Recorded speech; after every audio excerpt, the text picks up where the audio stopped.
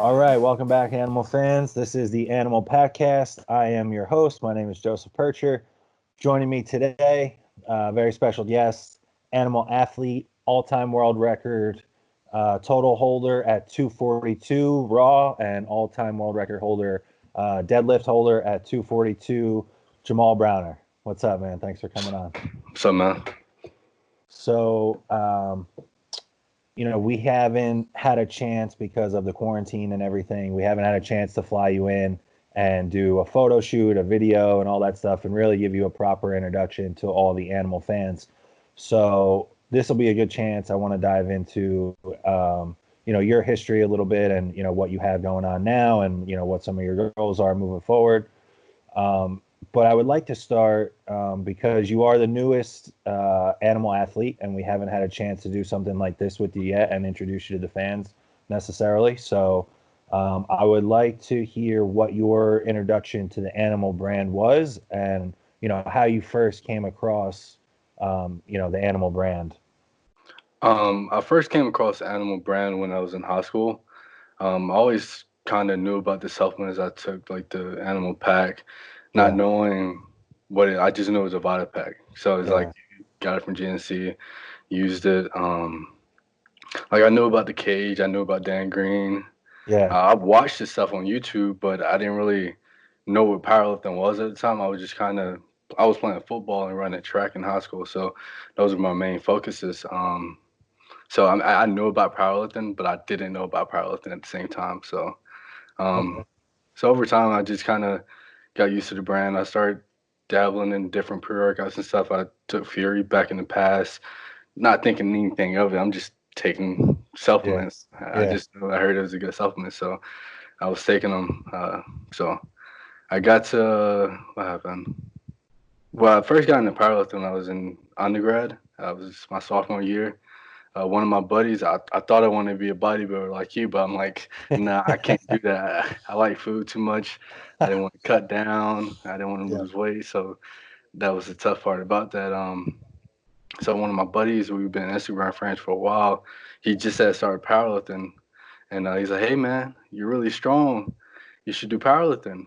I'm like, "Okay." Like I'm not doing anything else but being competitive. Like I went to college to play football, but I got used to being a regular student and playing football as a job. So I'm like, right, I don't want to do this anymore. So I started being a yeah, regular student, just kept on working out and training.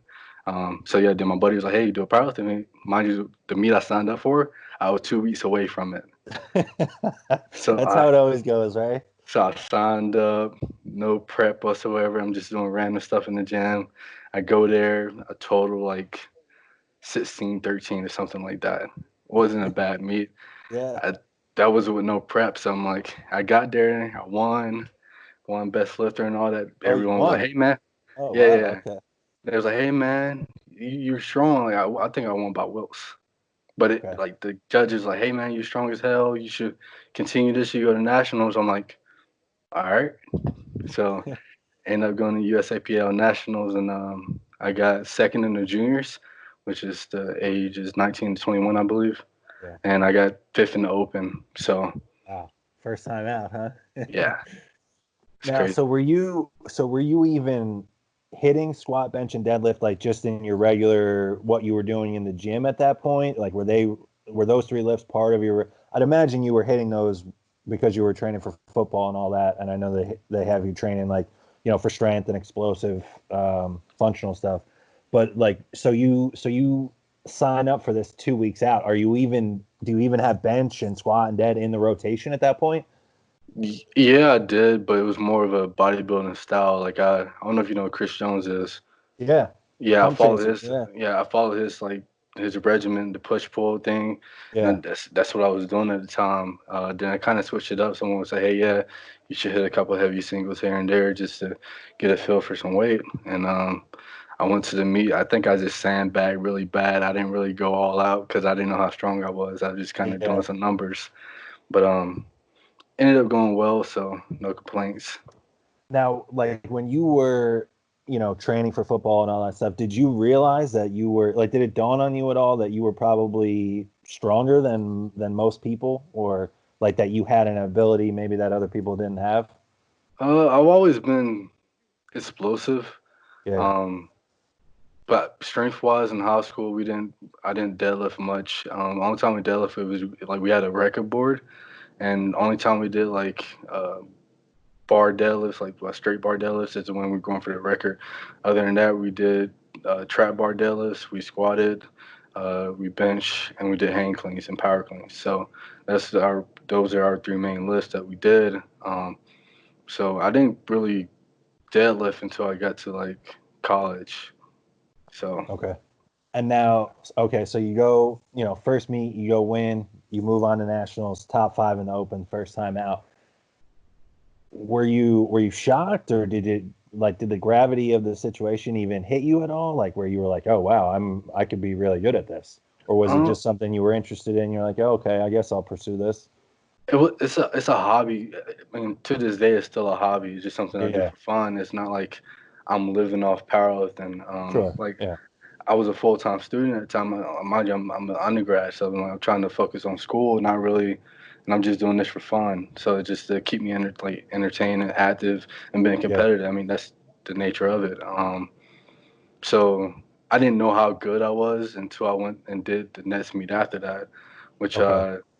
that was at the Well, so let's Arnold. go into that. So, okay, so coming out of a top 5 at nationals and some totally new to you. At that point, did you say like, okay, I'm gonna get a coach and I'm gonna like try to follow the right steps to get the most out of this, or are I you mean, still kind of winging it at that point? I got a coach after my first meet. Okay, It was just a chick I knew about, and she coached me into the yeah, meet with some proper programming. yeah. So then But you said the next one was the next big one was the Arnold. So yeah, was that the same girl that helped you for the nationals? yeah. Okay, all right. So how did that go? I went to the Arnold. I did the A7 Raw Challenge, I believe. I ended up winning on Wilkes at the end. It was like the last lift I pulled, like 777 pounds, And what are um, you weighing at this point? like 230. Okay, all right. So So that's I pretty was like crazy. 15 Yeah, pounds lighter. yeah. And then now you're pulling 970 plus. But okay, so that's cool. So, and then what was your first experience? So was that? Did you get a chance to go see the cage then, competing at the Arnold that year? Yeah, I walked around. I Yeah. met Dan Green. Oh, you He met didn't him. know. Cool. Yeah, I didn't. He didn't really know who I was at the Yeah. time. Went there and watched the cage. Walked around the venue when I could, because mind you, I was competing, so I had to kind of stay off my feet. So I only Right. got to see everything for like 5 to 10 minutes before I Okay. went back to the hotel. And was there like, did it stand out to you like, holy shit, this is some crazy stuff, or Yeah, this? Yeah. always like I said, always watch it. I always watch like Dan Green, like what was it Dan Green, Larry, Kevin Oak when they was doing Yeah. Boss of Bosses. I watched that whole thing when they were just. I think Yuri was there too. It was that one, and that's then that saying no. You watch the cage events. It's like the really hype videos, motivational videos. Well, I Yeah. think was Machiavelli Motivation. I think that's Yeah. that Instagram page. I always watch the stuff. So I mean, I didn't really know about the brand itself. I just kind of knew the Yeah. cage. Okay. So then, all right. So we'll fast forward a little bit then. So, this past August of 19, you're going out to compete at Boss of Bosses. You get an invite to compete. I'll let you take it from there. So walk me through that Boss of Bosses experience from last year. Well, going into it, I was really skeptical. Mind you, at the time I was working at Georgia State, I ended up racing one of the athletes. I pulled a hamstring, and it was like that call was like the hamstring issue. Then I had like a piriformis issue. So I'm really skeptical going into me. I wanted like because I had to fly from Georgia to Cali. I'm like, is it really worth it going out there competing? And I've been injured. And mind you, it was like a week out, 2 weeks out. Kind of started feeling better, so I'm like, might as well go out there since they invited me. Go and do what I can do. I ended up having a great squat and bench day, but I had a shitty deadlift performance. Only got my first lift on deadlift, which is like 830, and ended up dropping the next two based on grip. And then it was a great experience. Just meeting all the people there, like meeting Yuri. Yuri came and sat beside me and gave me a Pop Tart and started to like give me tips and stuff. So I'm like, this is pretty cool, you know. Very cool. Yeah. Um, so after that, I'm like, I knew they would always sponsor someone at the end of the day. I'm like, I had a shitty day. I'm known as a deadlifter, and I didn't deadlift well, so they're not gonna sponsor me. Yeah. So I'm like, it is what it is. So no, Um, no inkling at all that there could be a chance. Not really. I mean, I knew was it Eric? Eric could follow me on Instagram. He always Yep. liked my stuff and commented, but they never really said it. No one ever even said anything, so I didn't know anything. Yeah. Um, but he was like, "Yeah, we've been watching you for a while. We've seen everything you did. I believe it was after I did 905, 900 for 5 at the cage that following March at whatever the following Arnold before Yeah. that Boss of Bosses that really got me on the map because I was trying to do that in the cage, but they didn't want to let me do that in the cage because everyone was already scheduled. So I'm like, it's all good. Just Yeah. kept on moving on. Then later at night at the banquet, we just sat down to give an awards, and I'm like, nah, I'm not gonna win it. I'm not gonna win it. They ended up calling my name. I'm like, oh shit, hey! I was like the happiest kid ever, bro. It was like, Yeah. That's is awesome. their dream come true? Like at the same time, it's like, is this real? Like Yeah. this is really happening? Then after that, I just had to get in the mindset that I got to prove myself to the brand because, like I said, I want to be known as one of the best in the world. And at the time, I was just your average. I'm not average, but in my Yeah. mind, I'm not the best. So it's like I'm not where I want to be. So Yeah. then after Yeah. that, in the work. I want to ask you about that because, it's very clear to me right off the bat you have such, and I've heard this from everyone that knows you at the company and anyone that's, like we've had people go down and they were at Hybrid when you were down there and out at Boss of Bosses, and everyone, the first thing that everyone says is how humble you are. So, now, especially after, the world records, and then you pulled 1,000, over the Arnold weekend, and you've kind of exploded in the powerlifting community. How do you keep such a level head and such a a humble mentality when you've essentially become I don't want to say famous, but you're a big name now. You're known as one of the best deadlifters in the world. So how do you maintain that type of mentality? Um, it's more of like I still treat it as a hobby. Like if powerlifting was my main thing, then yes, I can be a little bit more cocky and confident about what I do. But at the same time, I'm not living the best living predicament. I don't I don't have it all together outside of powerlifting. So it's like everyone only sees this part of my life because that's all I show people. But I Right. still trying to graduate grad school. I still have family issues. I have issues outside of powerlifting that no one can really. I don't really talk about it. So it's like Sure. those are Yeah. personal to me. So it's like Yeah. I can't be cocky or be like not really cocky, but two faced on social media. Like, hey, I'm I'm I'm, I'm this, I'm that. Like respect, give me my respect. 'Cause when I come home, it's a whole different story. Like I have real life issues I have to deal with, and real life issues I have to go through every day. So it's like I have no choice but to be humble because until I make it out this predicament, Yeah. there's nothing much I can do about it. Yeah. No, that's a great perspective. And like you said, like you go home and it doesn't matter how many How much weight? Instagram likes and Yeah, comments or what were what you deadlifted in the gym that day. It doesn't make a difference. yeah.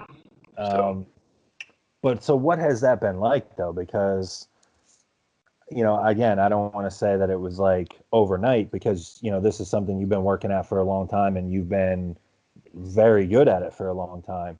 But the world records and then the big poll, even though it's not official over the Arnold weekend, it's brought all this attention. So how have you handled that? Was that something that was weird for you? I know even for me, I did the locked in segment of the series on YouTube for Animal, and it was so weird to now all of a sudden be like in like a public light and have all these people commenting and messaging and all that stuff. So what was that like for you, especially because you're such a humble guy?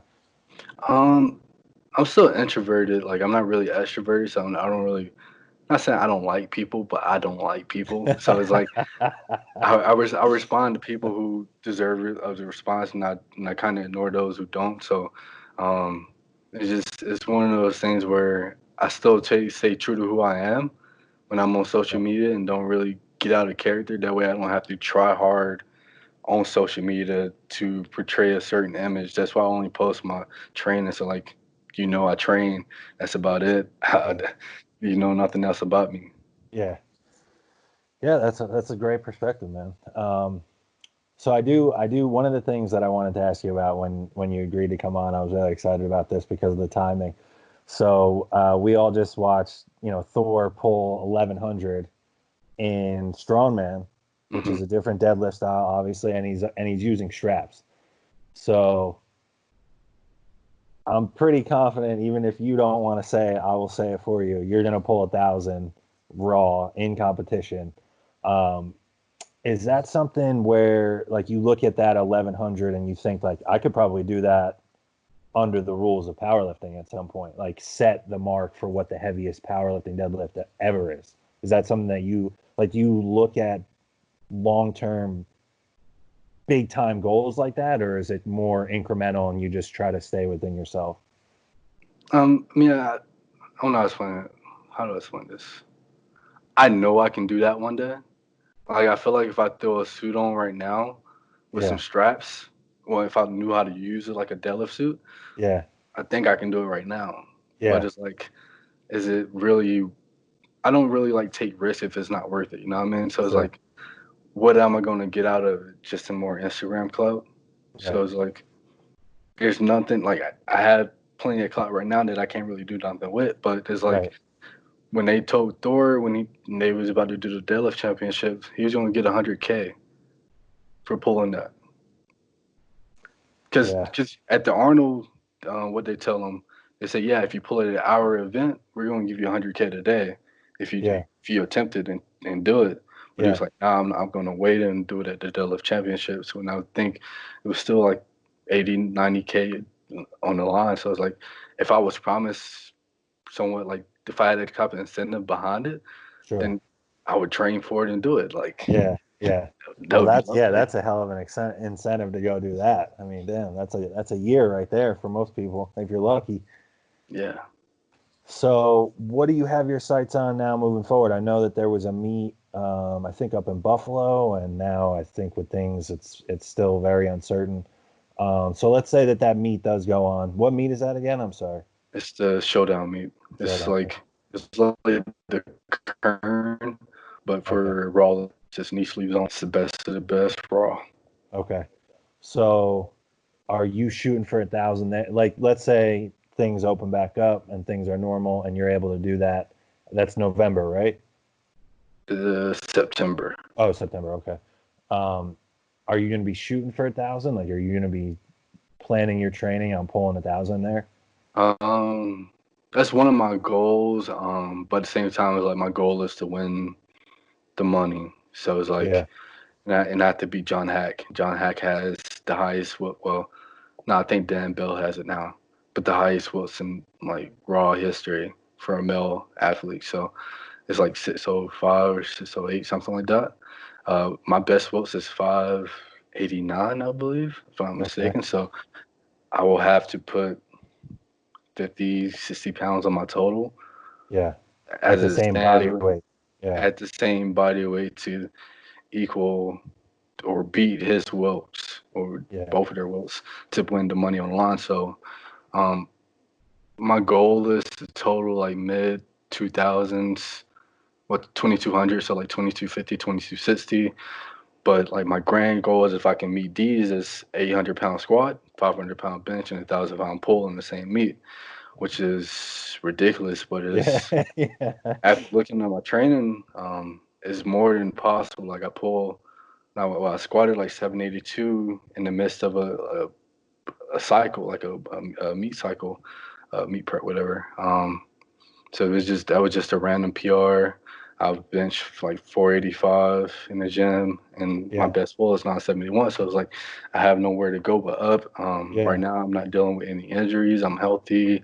I'm striving. So it's like as long as I do the things necessary and do everything that I can control, then I believe those numbers will be there on meet day. But it's like I still have to go there and execute and Yeah. do the things necessary to do it. So So so one of the things that you just mentioned is that you're not dealing with any injuries right now, and everyone that follows you on Instagram, we've been seeing you. You've been continuing your training. You have like some type of setup. So how is your training going right now?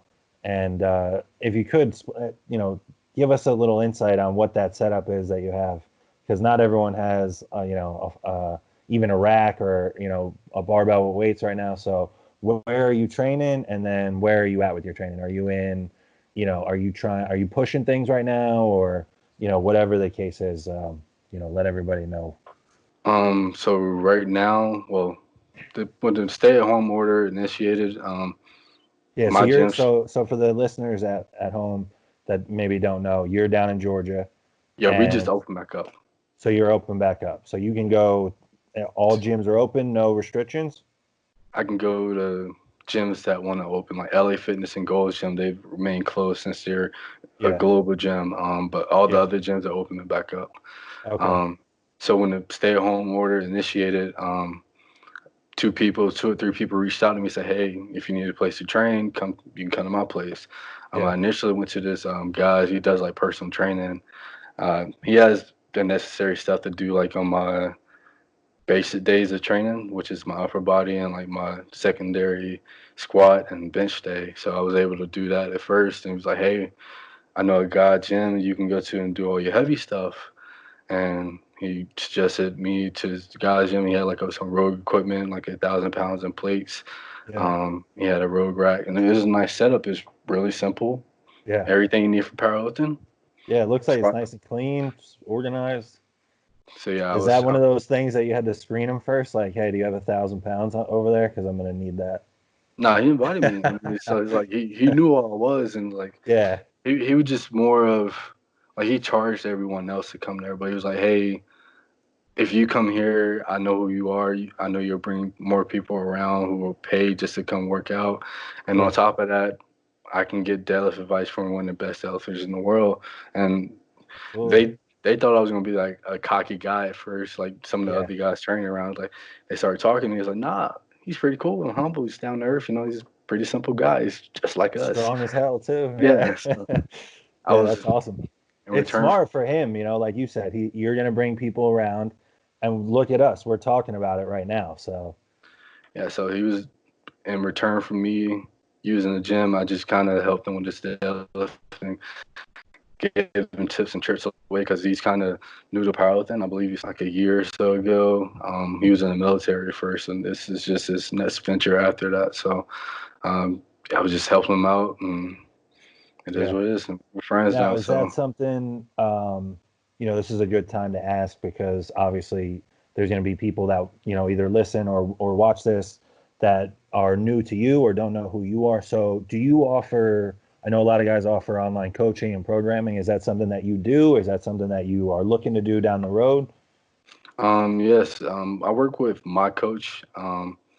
Adela Floor, we strength studio TT, they're from Trinidad. So we coach athletes together.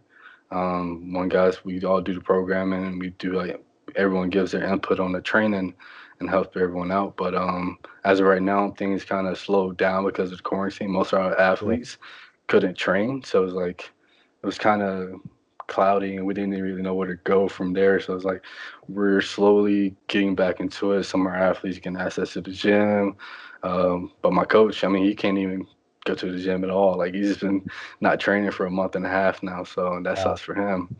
But he's a strong guy too, though. But yeah, What we offer. what state is he in? Where is he at that doesn't have anything? They're in Trinidad, Oh, wow, yeah. So so so it's all shut down there. Yeah. yeah, because they're an Um, island. yeah. So, but you do offer coaching. So Yeah. let's say, things clear back up, or there's somebody that's in a state that they do have access to a gym, or they have stuff at home, and they wanted to reach out to you. What's the best way to get a hold of you about coaching and getting help? Just Instagram? Go through my Instagram. Usually I read most of my DMs. Sometimes when I make a post on Instagram, I just make a post and I get off Leave Instagram it. for like Yeah. an hour or so because it gets hectic and people ask Yep. the same repetitive question all the time. So it's like I hate answering the same thing over and over and over again. When when I was coming, I don't know how to explain. It's like I said, I'm still who I am when I first before I got the fame. Like when I used to ask people all the time, like I used to ask Kayla for advice on Instagram and like other people, and they would never respond to me. So I'm like, I had to go to YouTube. I had to look it up for myself and Yeah. figure out how to get it done. And eventually, I mean, I made a way and I got it done. So it's like, Yeah. why can't other people? People always look for the shortcut. So it's like when people ask like simple questions that they can go on Google or YouTube and look it up and learn for Yeah. themselves, then I tend not to answer those questions. I hate selling people short because my way isn't the best way. I learn from other people like anyone else. So that's why I don't answer questions all the time. But I usually check my DMs if it says like coaching or something like that. I usually direct them to our page, our powerlifting page, where they have to fill out a questionnaire. Once you fill out the questionnaire, one of us will get back to them Do within you like want the to next day. plug the powerlifting page? Do you know what that like? Do you want to say what the handle is so people can go check that Strength. out? I tag it in all my posts. It's Strength Studio TT.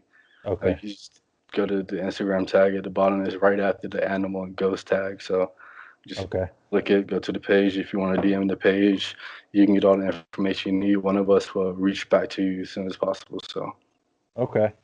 And so one of the things, we're seeing it over and over and over. A lot of the content stuff that you see on Instagram has become extremely repetitive, even more so than usual, because most of us are in the exact same situation. A lot of people don't have access to the equipment that maybe they would want. Um, let's say that there's somebody at home watching this and they power lift. What advice could you give them? And maybe they don't have, a full setup or whatever the case is. If it was you or someone that you were coaching or whatever the case is, how could someone not fall behind and get, maybe even get better or work on a different element of powerlifting other than obviously the max effort stuff if they can't do that at home? But I'm just trying to think of like how someone could be getting better or improving something at home, like whether it be mobility or whatever the case is. What advice would you give some of the guys that are home right um, you can do mobility. My main thing is work on your mental and learn. Those are the biggest things you can do because you can never learn enough information, and a lot of stuff that when it goes in any sports is mostly mental. If you don't think you can do something, 9 times out of 10 you can't do it. So you have to start believing in yourself and positive reaffirmations. I think that's the right now? word. Yeah. When you kind of like you talk yourself up and like you tell yourself you can do something. Like I do it to myself all the time. Like I just kind of talk to myself, not in Yeah. like a weird way, but it's No, like it's not weird at all. If you go interview any elite athlete or entrepreneur or anything like that, these are all things that they really believe in and practice every day. yeah. So it's good So to hear. like you ever see me like before I deadlift, like when right before I like buckle my belt up, I say like a couple lines to myself. I'm telling myself, hey, you can do this. You've been here before. Calm down, get it done. Oh Then yeah. I begin to lift. Like I tell myself that's all the time. Um, but it's like you can never learn enough information. So go to YouTube, go to Google. There's plenty of information out there that you should not fall behind the curve. Just keep learning. And when you Yeah. get to the gym, just working your technique and do everything Apply it. necessary. Apply anything that you would have been working on at home. Yes, start slow and build back up. I'm really interested because you said like work on your mental, and I'm always very, very interested in hearing from people that are elite at their craft. And it doesn't even need to be sports or whatever the case is. Like I said before, it could be entrepreneurs or whatever the case is. I'm always interested to hear the mental side and the mentality side of things and how, because the brain leads it all. Like your mentality is going to be the driver of all of it. So is Exactly. there is there anything like you said that positive affirmations and self-talk. Um, Now, is there anything else? Like, is there anything that you do to actually practice it? Like, do you meditate, or is it just kind of something that you've always subconsciously done, where there's just positive self-talk? It's And when something. and is that something that you've always done, or is that something that you had to learn as you wanted to progress and skip levels? It's something I had to learn because I mean, I've always been really optimistic about certain things in life. It's like I didn't come, like I said, I didn't come from the best background. It's like I'm still not in the best predicament. So it's like I had to tell myself over and over again, like you can make it up, you can do better, just keep doing better. Like then once I started doing better, it's like you can't just stop there. You have to keep working at it. And if you don't, then you can always fall back to where you just came from. So it's like I tell myself I'll never go back. I'll never be back in that same predicament that I was in because I've worked too hard not to be where I want to be in life. So it's like even that still applies to powerlifting. It's like I do all like I show all everything I do in the gym. Like I put in work for 3 or 4 hours a day when I go to the gym, and it doesn't even stop there. When I get home, I have to make sure I get my diet in. I make sure I have to eat all the food, make sure I do my recovery, and it's like I work too hard not to progress and do better. So it's like I take the same things I use in my life, uh, I guess life goals and life stuff that I do in life, Yeah. and I apply it to powerlifting. So it's the same thing. And it's very apparent to me, like listening to you talk and knowing what you're about behind the scenes, that, like you said, like you've taken these things that maybe, um, like the discipline and the time management and all that stuff that, maybe you learned through, and I'm not saying specifically you, but for some people like me, um, I learned those things through the sport that I fell in love with. And then it carried over to the rest of my, all the other elements of my life. But for Yeah. you, it's really impressive to me, like when we talk behind the scenes and everything, because you have some, I've used this line about you in the office. You are striving to be elite in more than just one thing, which is really tough, but very impressive because, like you said, you have your undergrad and then now you're a full-time master's student and you juggle all that with being, one of the best powerlifters in the world at this point. And Yeah. those two things separately, when if you were to go tell someone, oh, I'm a full-time master's student, or if you were to separately tell someone, oh, I'm training to be one of the best power lifters in the world, those things individually are enough to have a full plate. You know what I mean? Yeah. So it's really impressive to hear how you are able to manage all of it. Now, is that something like, coming up like in high school and everything, like you were saying, you played football in college and that was like a full-time job itself. Is that where you kind of develop these time management skills and prioritizing things? Or did that always come natural or? I, my time management skills are not really that great. All I right, so I'm just mean, hyping you up then. I do. I do what I need to do to get the job done for the things that are necessary.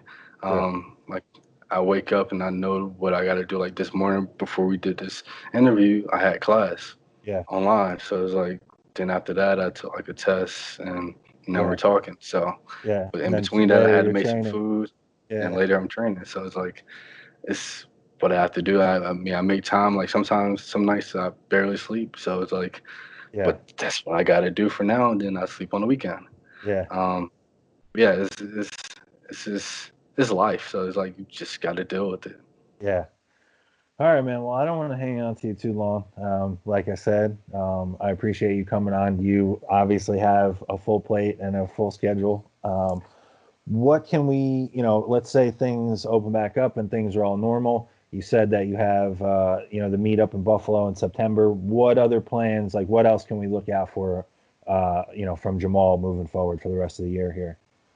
Um, if the Is meeting that, buff, yeah, is that meet in Buffalo the only one? Or is there anything after that that you had your eye on or?